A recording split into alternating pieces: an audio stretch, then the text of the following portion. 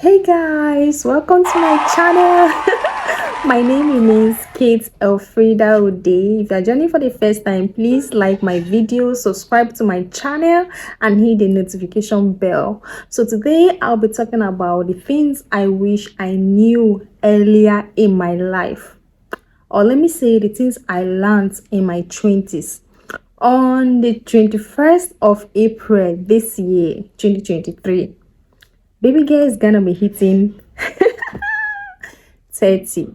So I'm going to be sharing my experience in my 20s, what I learned in my 20s, and what I wish I knew earlier in my life. So number one is God. I knew God like since I was little. I've always loved God. I've always been praying, fasting, and doing all that. I always go to church, but in my 20s, I think I had more personal relationship with God.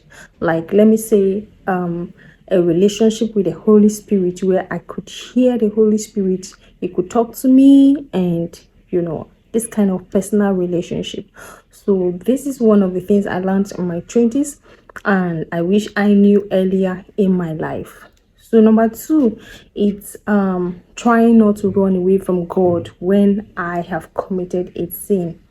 So earlier in my life, whenever I do something wrong, whenever I commit a sin, you see me, I'll stop praying. In fact, I will stop going to church because I feel like I'm too sinful to pray. Do you get? I will stop praying. I will stop, even looking at Jesus' picture. Whenever I sin, I condemn myself already. So I've learned that no matter how we think we're unworthy, we shouldn't run away from God. We should always stick to God. Like, go to God. He doesn't condemn you. He will always be there for you. He's your father. The Holy Spirit is a best friend. For me, the Holy Spirit is my best friend. So no matter how I've sinned, I've learned not to run away from God. So my number three is to be grateful. I've learned to be grateful with the little things I have.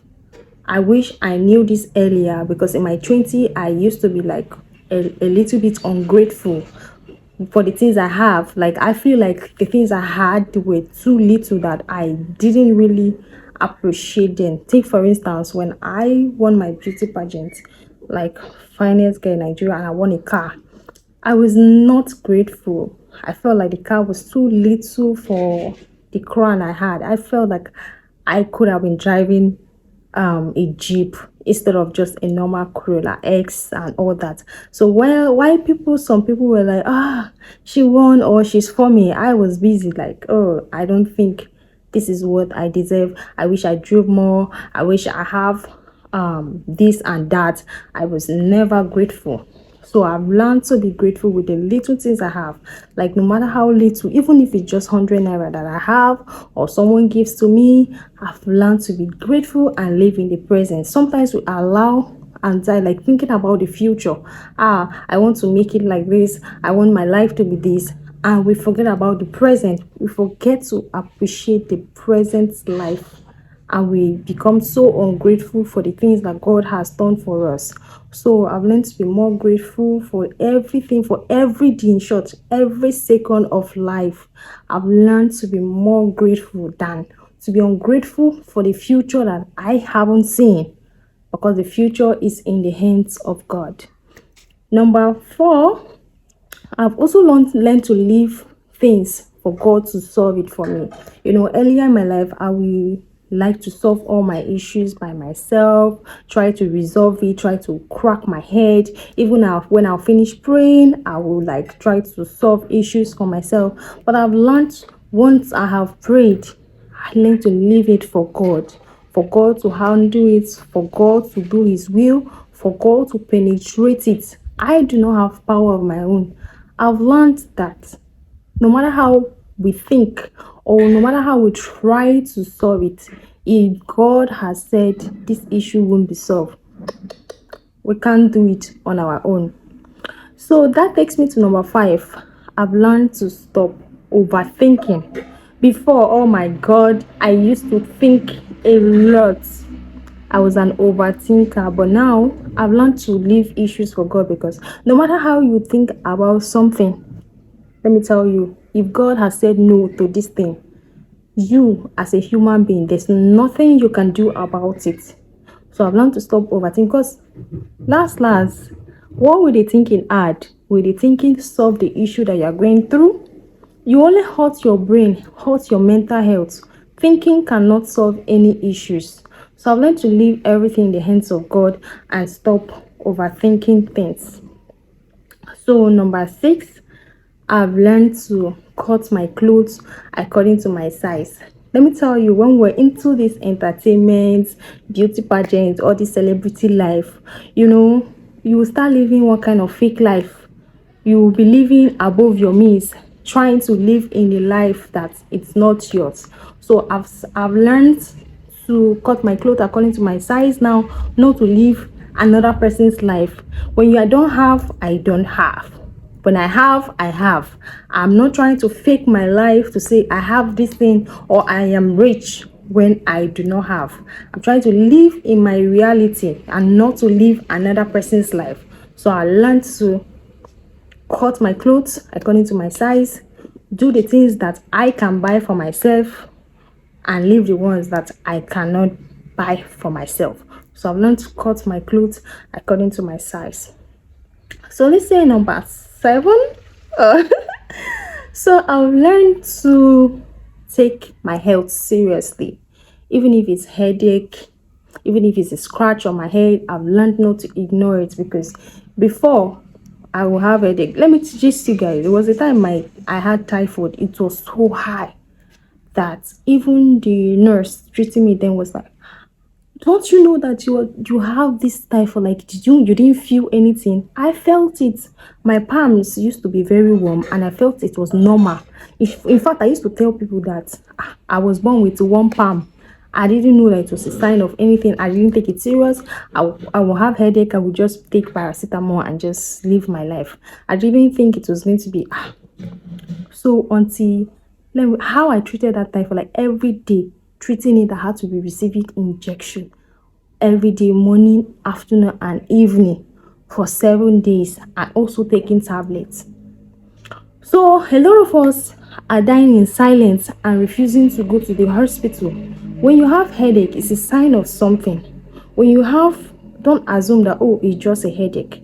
Headache is a cause of so many things, symptom of so many things. It could be symptom of high blood pressure, symptom of stress, symptom of migraine, symptom of lack of sleep, symptom of typhoid. So don't assume that, oh, I just have a headache.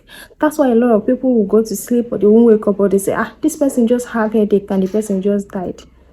It's as a result of something. So I've learned to take my health seriously. I have hospital card. I go to the hospital whenever I am down. I treat myself, not just ignoring my health, because that's what a lot of us in Africa do. Especially, you're not too young to die. You're not too young to have high blood pressure. You're not too young to have hypertension.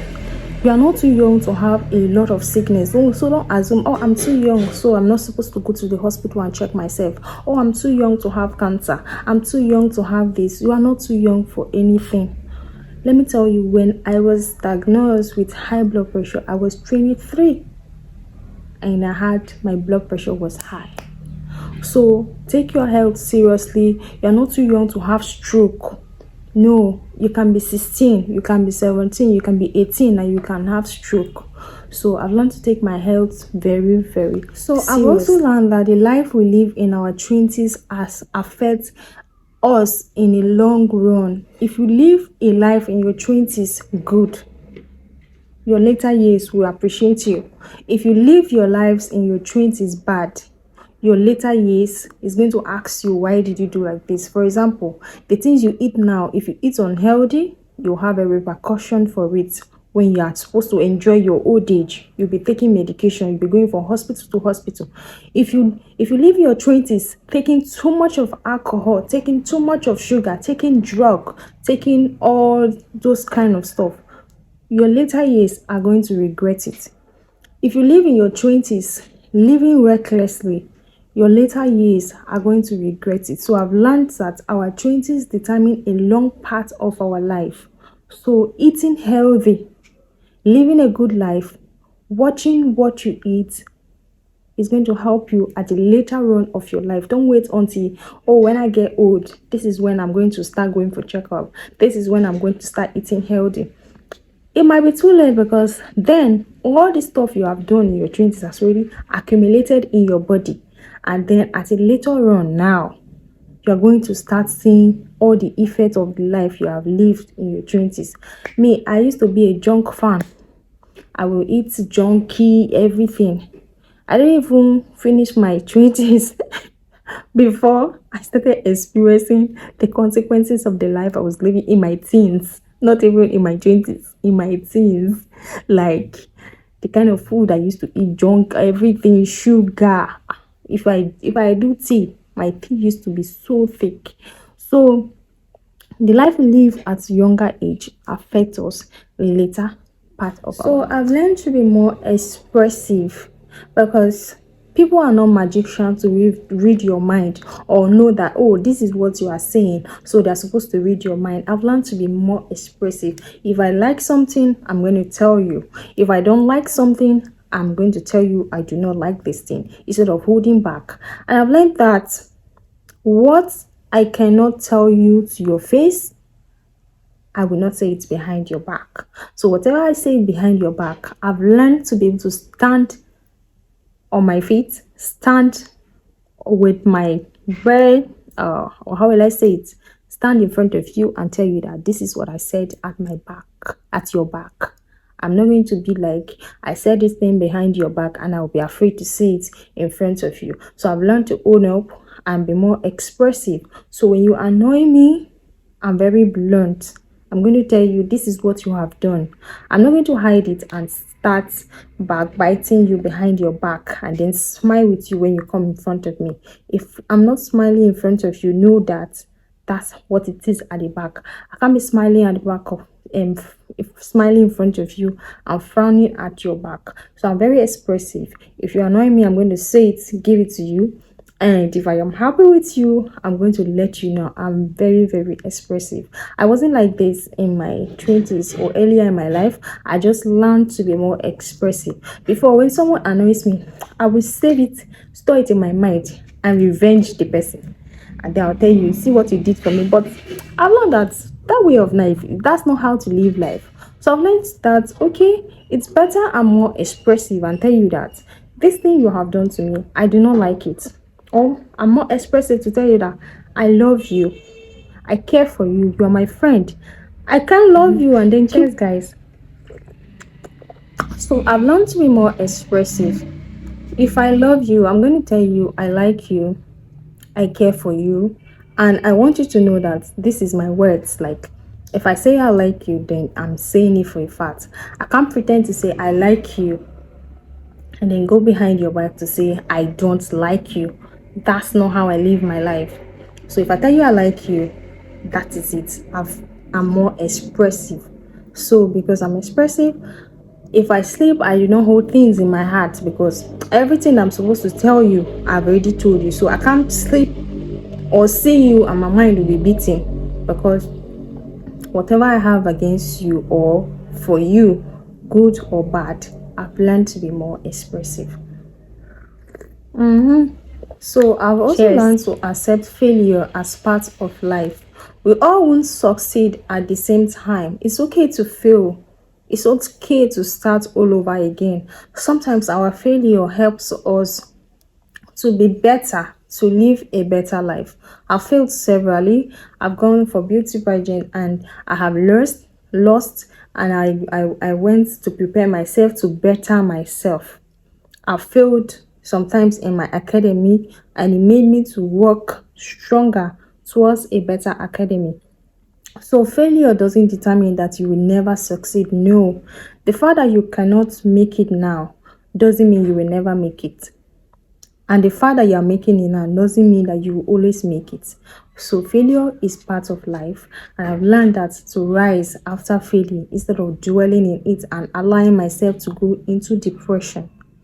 So I've learned to accept failure as part. I've also learned to give. Before, I used to be very, very stingy, right? But I don't know how come. I have developed the habit of giving. Like, I love when I give. So I've learned to give because whenever I give, I get more in return.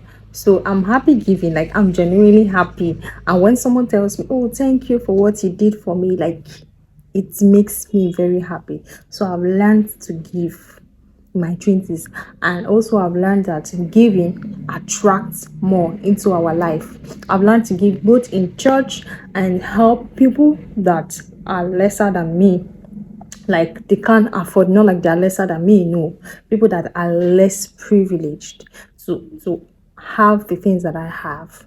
So I've learned to give more. Yeah. So I've learned in my 20's never to be envious of someone. Envy is very, very bad. The fact that you are envious of someone doesn't mean that you are going to have what the person have. If you're envious of someone, and for example, you go ahead to like do the person back a bad at the person's back, it's not going to make you have what the person have. No way. You can't be me, I can't be you. So why try to live the person's life? Or why, okay, if I am working towards a particular goal and you are not working towards that particular goal, and I achieve what I'm working towards, why will you be envious of me? The years it took me to achieve it, you have to start from the scratch. I have to start from the scratch to achieve what you have. So why do I have to envy you? If I envy you, it's what you have. Is it going to transfer to me? No. We have different lives. We have different destinies. So I've learned not to be envious at all. Okay, I have friends who are better than me. So if I'm envious of them, does it mean I'm automatically going to be them? Am I going to start living that life? No, it's not possible. So why do I have to beat myself into envy? I'm so happy for all my friends. I can never be envious of someone. So I've learned to be very, very self-confident. Before I wasn't self-confident like this. I used to feel like have so many like, okay, can I do this? Can I do that? Am I up to this person? Can I be able to do what this person? No, I've learned to be very, very self-confident. Like I tell my friends, I'm not Beyonce, but in my head, I see myself like Beyonce. I have the self-confidence. I'm not the most beautiful girl, but in my head, I'm so fine. I'm so beautiful. So it's how you see yourself. People are going to see you. If you see yourself too low, oh, I'm too ugly, I can't do this thing, nobody will rate you. See, this life is survival of the fittest. It's how you see yourself, people are going to see you. It's how you address yourself, people are going to address you. If you see yourself, are you sure someone can love me? Can someone ever love me? You won't find love. But if you rate yourself high and you say, me, if you love me, you're going to be very lucky to have me in your life. People are going to feel lucky to have you because you have already rated yourself to a certain standard of life. For example, if I tell you that, I hate my nose is so ugly. Whenever you see me or when we have an argument, you can easily tell me that, look at you, look at your nose, look at how you look. But if I tell you that, the most beautiful part of my body, it's my nose. When you see me, you start saying, you have, it's psychology. This is psychology, human psychology. So it's how you place yourself in people's eyes. That's how they are going to reach you. You see, some people, they are not fine, they don't have height, they don't have anything. But you see, people cannot talk to them anyhow because, like, excuse me, I know people who they will say, see that girl, she not even fine, short girl. I don't know what they feel like. That's how much they rate themselves. So in this life, you need to learn how to rate yourself before people will learn to rate you. Yeah. Then I've learned to be closer to my parents. The things that I couldn't do with my dad before he died, I have just one parent left. I've learned to be closer to her. I talk to my mom every day. If we are not together, I call my mom every day. Let me tell you, you never know when you and your loved ones will part ways. You never know when death will snatch you or snatch your loved ones away from you. So the life that you have now, why not appreciate them? Why not call them? You can't wait until when they are no more, then you start regretting. I wish I did this. I wish I did that. Learn to call your parents. Learn to tell them how much you love them. Learn to tell people how much you care for them. If you care for people, don't wait until they are dead before you tell them how much you care. When they are dead, they can't see, they can't read, they can't see if you care or if you are their fan. When people are no more, they don't see what you are doing. So as they are alive, show them you love them. Show them you care. If it's your wife, text your wife, I love you. If it's your husband, text your husband, you love him. If it's your daughter, your son, tell them you love them. Your siblings, your older ones, tell them you care for them. Your boyfriend, your girlfriend, tell them you care for them. Don't wait until they are no more. How much you feel for them, it doesn't matter if they reciprocate it. See, it's archaic to think or feel like, oh, if I tell them this, their head is going to be big. They're going to feel this. No, that's ancient way of thinking. I've learned to be more expressive, like I said earlier. Show people you love now that you see them, now that they are with you. So I've learned to tell all my siblings, if I text them, even if I don't say I love you, I will say much love. I've learned to show them that I care for them. Before, I used to hold on to myself. They didn't even know if I like them. Yes, my siblings can testify. They didn't know if I like them because I wouldn't talk. I wouldn't express myself. I wouldn't show how I feel. They didn't know if I was in love with them or if I cared. So in my 20s, along the line of experiencing life, I've learned to show them that I care about them in actions and in voice and in text and in relationship. I've learned to check up on my loved ones. So I've also learned how to greet people. Before, if I pass, I don't used to greet people until one day my mom say, if you pass here and there's a snake in front, they will not tell you that there's a snake and you did not greet them. No, the people are not going to tell you that there's a snake here. They will allow you to pass because you passed and you did not greet them. But if only you greeted them and there's a snake or a danger in front, they are going to tell you that, oh, sister, this thing is in front, oh, please don't be a victim. So when my mom told me that, I learned to greet people. In short, my sister used to say I used to over greet now. But I wasn't like the greeting type. I would pass you, wouldn't be my own. I didn't used to greet. But I've learned to be able to greet people. This happened like when I was 22. That was when I started knowing how to greet people. So I've learned to not to wait until life is perfect for me to appreciate life. A lot of us wait, life is not good, so I'm not going to appreciate life. Life can never be perfect. That's the reality of life.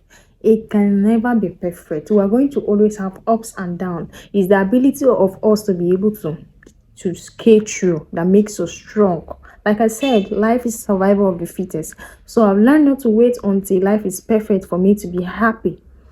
I used to be like that. There was one time when my daddy was sick in the hospital, and I was like, until my dad gets well, then I can say I'm a happy girl. I said to myself, I'm not going to say I'm a happy girl until my dad gets well. Unfortunately, he never got well. And do you know what happened? I landed in depression. So we can't say we want to wait until life gets better or best of life before we start posting our pictures online. We can't say we want to wait for best life before we can show people that we are happy people. Don't hold on to bitterness in yourself because your life is not perfect. Life will never be perfect. You don't even know if the coming year or the next time is going to be worse than the one that you are going through now. Truth. It might sound unreal, but that's the definition of life. I pray it gets better for you and everyone watching this video, but those are the things I have learned in my life in my 20s that I didn't know before. I used to wait until I perfect my things, like this thing has to be perfect before I can be happy about it. But I've learned that things cannot be perfect. Even with my relationship with people, my friends, I'll be like, I want this relationship to be perfect before I can say I'm in the best relationship or I'm in the I used to be like a perfectionist. Like I like my life to become perfect before I can see myself being happy in it. I never used to be happy if my life doesn't go according to how I want it to be. But I've learned that life cannot be perfect. So I've learned to appreciate, like I said, the things I have, what I am seeing now, the life that I'm seeing now, every second that I'm seeing now. When I was depressed, I used to wish I smile. I would see people on the street and I'm like, what's making these people smile? I wish I can smile. I wish there was a reason for me to be happy. I wish there was a reason for me to smile. I didn't have any reason to smile. If you've been that road, you get what I mean. So when I recovered and bounced back, I told myself every minute, every second that God has given to me, I'm going to appreciate it. I'm going to be happy with life. I'm not going to take life for granted. Because you know what? The greatest gift of life is breath. When you have breath, when you have life, every other thing is zero. So the life that we are seeing now, be happy with it. Don't wait until it becomes perfect for you to be happy. Spend on yourself. Eat good food. Travel if you can. You can't live this life twice. You can't live your 20s twice. Maybe by the time you want to have all these things, you might not be able to work. The time you wait for your life to be perfect, you might be too old for the things, and you discover that you did not live life. You just passed through life because you were waiting for life to be perfect. Travel. Eat what you can. If you have money, like I said, anytime I have money, I make sure I spend on my tummy. I make sure I enjoy my money. When you are working, let people feel the money in yourself. Don't starve yourself. Let people say, this person has been working for years. It's not even showing on the person's skin. Even if it's not showing on your fashion, it's not showing on your clothes, let it show in your stomach. Let your life and your soul appreciate that you pamper them. You cannot be living this life and your soul, your body, you have not even fed them. You can't even enjoy. You can't even afford to give yourself good food to eat. Sister, uncle, daddy, mommy, spare yourself sometimes and give yourself good food. Give yourself good treat. I'm not saying waste all your money. No. Let at least give yourself a 1/3 of the money that you have. Let the money you work for show in yourself. Yes, when you're working, let it show in yourself. That's why you see some of us, you feel like you have money. I don't have money. I don't have money. I might even be more broke than you think I am. I'm rich. You might even be richer than me, but I just learned to be able to spoil myself a little. I don't know what life will throw at me. So whatever I have, a little out of it. Baby girl will have to spoil herself a little. I'll have to eat because that's what my body loves, food. I would like to eat and spoil myself. Yes. I appreciate this life. Take pictures. God is travel. Post online if that will make you happy. Don't be looking. What will people say? It's your picture. It's your page. It's your life. Don't look at other people's opinions for you to live your life. Don't live your life based on other people's opinion. That's another point. Don't validate your life on other people's opinion. This is your life. Make yourself happy. Live your life according to your own terms. So far as you're not hurting someone, so far as you're not taking someone's happiness, so far as you're not injuring someone, live your life according to your terms. Do what makes you happy. You ask yourself, am I happy in this life that I am?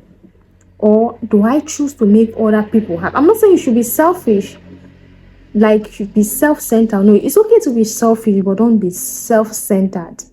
But live life according to your own terms. If this picture is what you want to post it. It's your life. At the end of the day, it is you and your own judgment with God. At the end of the day, what is it that you have come to this life for? Before in my 20s, I'll be like, this person think about me. What will that one think about me? I used to live my life based on other people's opinion. I used to live like I would tell this person, what do you think about this thing? I'll tell Mr. B, what do you think about this thing? I'll tell Mr. B, I want to hear people's opinion before I'll be able to run my life. That was so wrong. So growing up now, I've learned to be able to take my own decisions. I've learned to, before, even if someone will ask me for something and I don't want to do it, I will find myself saying yes because I don't want to displease you. I've learned that if I can't do this thing, I'm not going to displease myself to please you. I've learned to say no when I have to say no. I've learned to say yes when I have to say yes. In my 20s, someone will ask me for money I don't have, and then I'll go ahead to borrow money and give you. Sometimes I don't have money to eat food, and when you ask me for it, I'll go ahead give you everything. I'll starve myself. No, I've learned to say no when I have to say no, and yes when I have to say yes. So another thing I've learned empathy, compassion, and to be more sympathetic with people. When I was quite younger, when someone is sick, I would not like you. You would disgust me. I would just be like, ah. But growing up, I've learned that people do not cause those things for themselves. The fact that it's not you is because of grace.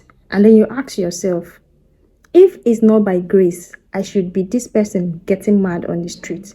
If it's not grace, I would have been this person who has cancer. If it's not grace, I would have been this person who is dead now. So the fact that it's not you today doesn't mean that the person who is going through it has offended God, or because the person has done something, that's why God is punishing the person. It's not because your Christianity, you are too holy, you are too righteous, that is why you are not going through this. So when someone is going through their phase of life, be compassionate. Speak to them with love. Mental health is real. A lot of people are going through a lot. So don't add to people's mental problem. Consider people's mental health. Weigh what you say before you tell people. If it's going to drive people into depression, please hold it to yourself and don't say it. People have issues they are dealing with. So someone is going through something, learn how to tell them sorry. Or if there's an issue, learn how to oh, so I'm sorry you're going through it. And if there's a way for you to help the person, help them. When people post or they lose someone or they are sick, learn to tell them sorry. Learn to send your condolences. Don't just pass people's posts without empathy, without compassion, and just go, how do you feel? It can be you tomorrow. We need each other. You're not going through it today. It doesn't mean that you will never go through it. So you never know when it will be your own turn that you'll be going through the phase someone else is going through. So learn to be sympathetic, empathy with people. Show people love. When people are going through their own shit in life, please be there for them. And if you can't be there for them, speak words of love with them. You never know tomorrow. You never know when it will be your own turn to experience that. So I've learned to show people. If people can testify on my contact, there's no way I will see you.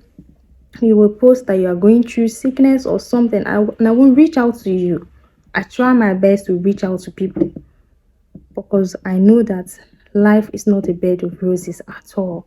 I've had my own shit in life, so I've learned to be more compassionate towards other people. So last but not the least, I've learned that relationship is reciprocal.